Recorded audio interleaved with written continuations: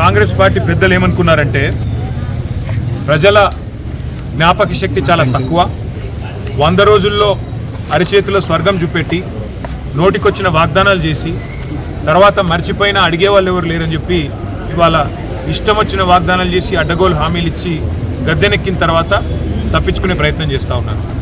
ప్రతి ఆడబిడ్డకి నెలకు 2500 రూపాయలు ఇస్తామని చెప్పి మాట ఇచ్చి ఇవాళ 100 రోజుల్లోనే దాన్ని అమలు చేస్తామని గ్యారంటీ కార్డులు రాసిచ్చి ఇవాళ దొంగ మాటలు చెప్పి తప్పించుకునే ప్రయత్నం చేస్తున్న కాంగ్రెస్ పార్టీకి బుద్ధి చెప్పడానికే ఈ కాంగ్రెస్ బాకీ కార్డును రూపొందించాము, ఇంటింటికి తీసుకొని పోతా ఉన్నాం. ఆ క్రమంలో ఈరోజు షేక్పేట్లో మా నాయకులు ప్రదీప్ గారు, మా డివిజన్ అధ్యక్షులు, అట్లాగే మా ఇన్ఛార్జ్ గారు ఇక్కడ శ్రవణ్ గారు, ముఠా జయసింహ గారు, వారి నాయకత్వంలో ఇంకా మిగతా మిత్రుల నాయకత్వంలో దీన్ని ఇంటింటికి తీసుకొని పోతా ఉన్నాం. ఒక మహిళలకే కాదు, కాంగ్రెస్ పార్టీ అందరికీ ద్రోహం చేసింది. రైతులకు 15,000 రైతు బంధు అన్నారు, వాళ్ళతో మోసమే చేసినారు. పిల్లలకు 2 లక్షల ఉద్యోగాలు అన్నారు, నిరుద్యోగ భృతి అన్నారు. మరి మొదటి సంవత్సరంలోనే 2 లక్షల ఉద్యోగాలు ఇచ్చేస్తామని నమ్మబలికినారు. ఈ రోజు వరకు కనీసం 6-7 వేల ఉద్యోగాలు కూడా ఇవ్వలేదు. అందుకే ప్రతి వర్గాన్ని వంచిన కాంగ్రెస్ పార్టీని వాళ్ళ మోసాన్ని ఎండగట్టడానికి జూబ్లీ హిల్స్ ఉప ఎన్నిక ఒక మంచి అవకాశం.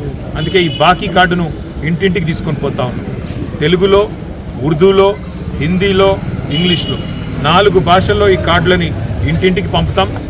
ప్రతి ఇంట, ప్రతి గడపకి, ప్రతి గుండెకి కాంగ్రెస్ మోసాన్ని వివరించి చెప్పి మరి జూబ్లీ హిల్స్ ఎన్నికల్లో కానీ అట్లాగే స్థానిక సంస్థల ఎన్నికల్లో కానీ ఈ ప్రభుత్వానికి చెంపపెట్టు లాంటి సమాధానం ఇవ్వాలి అని చెప్పి ప్రజలను మేము అభ్యర్థిస్తూ ఉన్నాం. ఎందుకంటే ఇప్పుడు కనుక మీరు బుద్ధి చెప్పకపోతే రాబోయే 2 ఏళ్ళు మళ్ళీ దొరకరు మీకు. మేము చేసిందే కరెక్ట్, మేము మోసం చేయడమే కరెక్ట్ అన్నట్టుగా కాంగ్రెస్ పార్టీ పరిపాలన నడుస్తూ ఉంది.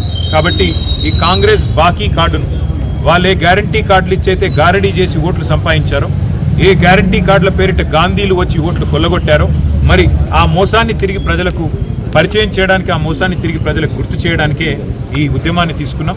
దీనికి సహకరించాలని, ఇంటింటికి బాకీ కార్డును తీసుకెళ్లాలని మా బీఆర్ఎస్ కార్యకర్తలకు విజ్ఞప్తి చేస్తూ ఇక్కడ షేక్పేట్లో ఈరోజు మరి ఈ సమతానగర్లో అందరూ కూడా పెద్దలు, హిందువులు, ముస్లింలు, కులాలకు, మతాలకు అతీతంగా ముందుకు వచ్చి తిరిగి కేసీఆర్ గారు రావాల్సిందే, మళ్ళీ సంక్షేమ రాజ్యం రావాలి, మళ్ళీ అభివృద్ధి చూడాలి అంటే